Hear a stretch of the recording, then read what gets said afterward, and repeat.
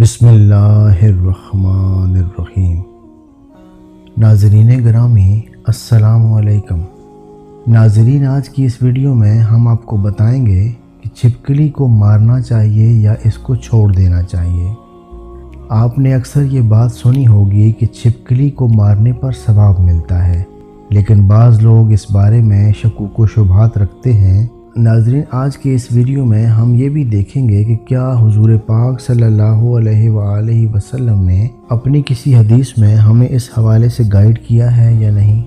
ناظرین، جیسا کہ ہم لوگ جانتے ہیں، چھپکلی رینگنے والے کیڑوں کے گروہ کا ایک کیڑا ہے۔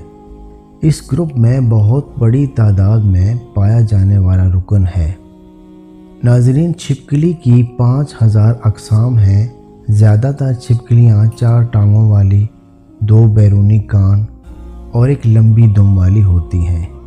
یہ چھوٹے کیڑے مکوڑے کھا کر اپنی گزر اوقات کرتی ہیں، اور انہی میں سے بعض اقسام ایسی ہیں جو کہ رنگ بدلنے کی صلاحیت بھی رکھتی ہیں۔ دراصل ان کے رنگ بدلنے کی صلاحیت ان کو شکاری جانوروں سے بچانے میں معاون ثابت ہوتی ہے۔ ناظرین، چھپکلی کا نام سنتے ہی ہم لوگ کراہت محسوس کرتے ہیں، جبکہ خواتین کو اس کے نام سے بھی ڈر لگتا ہے۔ ناظرین، چھپکلی عام طور پر رینگنے والا جانور ہے جو عام طور پر گھر کی دیواروں اور چھتوں میں پایا جاتا ہے۔ اس کی 5 اقسام زہریلی ضرور ہوتی ہیں، مگر عام طور پر گھر میں پائے جانے والی چھپکلیاں زہریلی نہیں ہوتی۔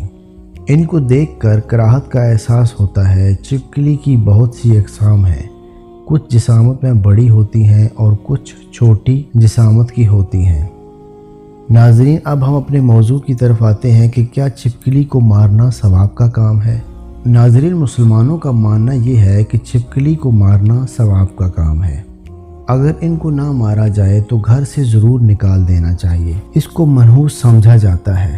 ناظرین، چھپکلی کو منحوس سمجھنے کی سب سے بڑی وجہ یہ ہے کہ جب حضرت ابراہیم علیہ السلام کو آگ میں پھینکا گیا تو اس وقت چھپکلی کا کردار بہت ہی منفی رہا۔ ناظرین، تاریخ کی مختلف کتابوں میں یہ لکھا ہوا ہے کہ نمرود نے حضرت ابراہیم علیہ السلام کو اللہ رب العزت کی وحدانیت کی دعوت دینے پر آگ میں ڈالنے کا حکم دیا، تو اس وقت یہ واقعہ کرۂ ارض کا ایک کربناک سانحہ تھا، جس کا ذکر انسانوں کے علاوہ چرند پرند جن و انس سب کے درمیان ہوا۔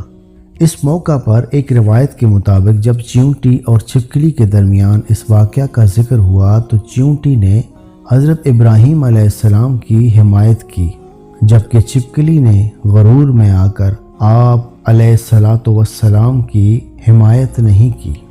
ایک اور روایت کے مطابق حضرت ابراہیم کو جب آگ میں ڈالا گیا تو سبھی پرندے اپنی چونچ میں پانی بھر بھر کر لا رہے تھے تاکہ یہ آگ حضرت ابراہیم علیہ السلام کے لیے ٹھنڈی ہو جائے۔ اس موقع پر یہ چھپکلی ہی تھی جو اپنی پھونکوں سے آگ کو بھڑکا رہی تھی۔ ناظرین، ایک اور روایت کے مطابق ایک صحابی کے آزاد کردہ غلام جب حضرت عائشہ رضی اللہ تعالی عنہا کے گھر گئے تو وہاں انہوں نے ایک نیزہ پڑا ہوا دیکھا۔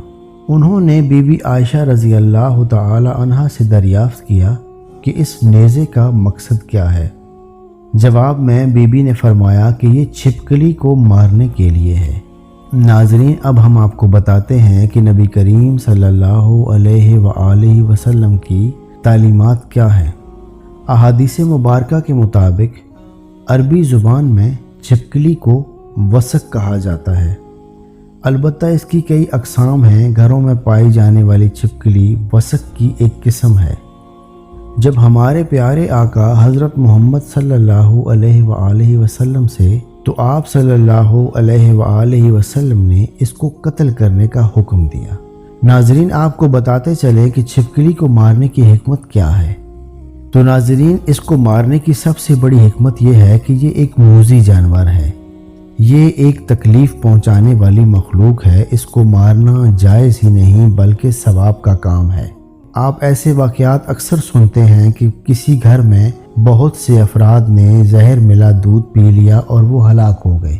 اس کے پیچھے وجہ کیا ہوتی ہے کہ ان کے دودھ میں چھپکلی گر گئی ہوتی ہے۔ ناظرین، چھپکلی کسی کھانے پینے کی چیز میں گر جائے اور وہ کھانے پینے کی چیز کوئی انسان استعمال کر لے तो उसकी मौत पक्की है। नाज़रीन, मज़ीद आपको बताते चले कि छिपकली अव्वल तो काटती नहीं है, लेकिन जब काट लेती है तो इसके जो दांत हैं वो इंसान के जिस्म में रह जाते हैं और जो कि बहुत बड़ी बीमारियों का सबब बनते हैं।